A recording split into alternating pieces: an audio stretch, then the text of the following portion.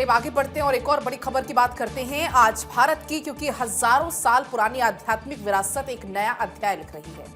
प्रधानमंत्री नरेंद्र मोदी जी के नेतृत्व में आपको बता दें सुबह 11 बजे दिल्ली के राय पिथौरा सांस्कृतिक परिसर में भगवान बुद्ध से सीधे जुड़े हुए पवित्र पिपहरवा अवशेषों की भव्य अंतर्राष्ट्रीय प्रदर्शनी का उद्घाटन हो रहा है। इस प्रदर्शनी का नाम the light and the lotus relics of the awakened one रखा गया है, यानी कि प्रकाश और कमल जागृत व्यक्ति के अवशेष रखा गया है। ये एक ऐसा ऐतिहासिक पल है जो 127 साल के बाद इन पवित्र अवशेषों को भारत की मिट्टी पर वापस लाकर हमें अपनी जड़ों से फिर से जोड़ रहा है।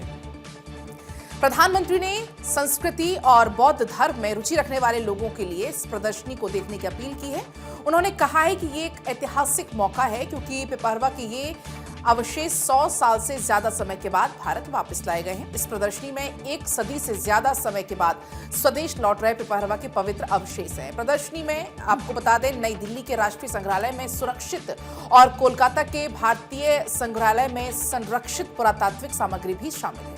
पीएम मोदी ने एग्जीबिशन से जुड़ी हुई कुछ फोटोज भी अपने एक्स प्लेटफॉर्म पर शेयर की है। और देखिए ये प्रदर्शनी राय पिथौरा कल्चरल कॉम्प्लेक्स में आयोजित हो रही है। प्रदर्शनी भगवान बुद्ध की शिक्षाओं के साथ भारत में बौद्ध परंपरा और इसकी समृद्ध आध्यात्मिक विरासत को संरक्षित करने और सामने लाने की एक प्रक्रिया है। ये प्रदर्शनी सांस्कृतिक और धार्मिक तौर पर महत्वपूर्ण ही है। इसके अलावा ये समय की अनमोल विरासत भी है। आपको ये बता दें कि किस तरीके से पिपहरवा के पवित्र बौद्ध अवशेष बीते साल 30 जुलाई 2025 को 127 वर्षों के बाद वापस भारत लौटे हैं। इससे पहले ये ब्रिटेन के पास थे। पिपहरवा अवशेष पवित्र कलाकृतियों का एक संग्रह है जो कि 1898 में उत्तर प्रदेश में पिपहरवा स्तूप के पास से मिले थे और ऐसा माना जाता है कि इस स्थल भगवान गौतम बुद्ध की जन्मभूमि कपिल वस्तु से जुड़ा है और इन पवित्र अवशेषों को ब्रिटिश इंजीनियर विलियम पेपे ने खोजा था, जिनमें अस्थियों के टुकड़े भी शामिल थे। माना जाता है कि पवित्र अस्थियां भगवान बुद्ध की ही हैं। इसके अलावा यहाँ मिलने वाले वस्तुओं में क्रिस्टल की पेटियां, सोने के आभूषण, रत्न और बलवा पत्थर का एक खूबसूरत बॉक्स भी शामिल है।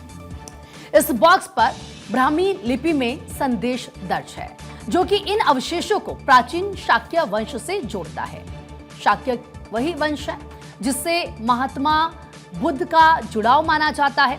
इससे यह पता चलता है कि अवशेष उनके अनुयायियों ने ईसा पूर्व 3री शताब्दी के आसपास संजोए रखे हुए थे और इस तरह ये अवशेष ऐतिहासिक, आध्यात्मिक और पुरातात्विक संदर्भ में भारत को बौद्ध धर्म की जन्मभूमि के रूप में इसके महत्व को दिखाते हैं। आपको ये भी बता दें कि पवित्र पिपहरवा अवशेष के कुछ हिस्से ब्रिटिश अधिकारी पेपे के परिवार के पास निजी रूप से थे।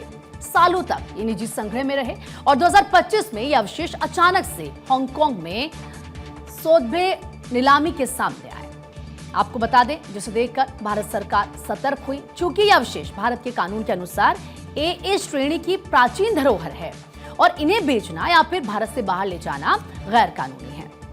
ऐसे में भारत के संस्कृति मंत्रालय ने इस मामले को संज्ञान में लेते हुए तुरंत हस्तक्षेप किया।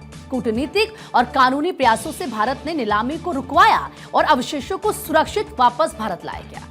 अब देखिए जो पिपहरवा की बात हम कर रहे हैं, किस तरीके से प्राचीन कपिल वस्तु शाक्य गणराज्य की राजधानी से जोड़ा जाता है इसे, जहां पर सिद्धार्थ गौतम यानी कि बुद्ध ने अपने जीवन के पहले 29 साल बिताए थे। एक रिलेक्री पर ब्राह्मी लिपि में लेख इसकी पुष्टि भी करता है कि अवशेष शाक्य कबीले द्वारा बुद्ध के सम्मान में भूमि विसर्जित हुए थे।